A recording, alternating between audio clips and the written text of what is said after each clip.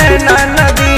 गाई के गोबर सलिप के अंगना पावन करू रहे ना नदी। अरे पावन करू रहे ना नदी। मैया अली अंगना पोरी छावन करू रहे ना नदी। मैया अली अंगना पोरी छावन करू रहे ना नदी। जय जय सीता वाली माँ, जय जय जोता वाली माँ।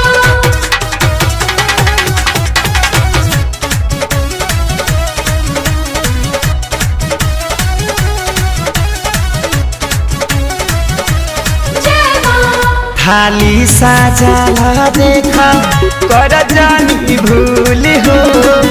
ले ला कपूर रोड़ी चंदन फूल हो।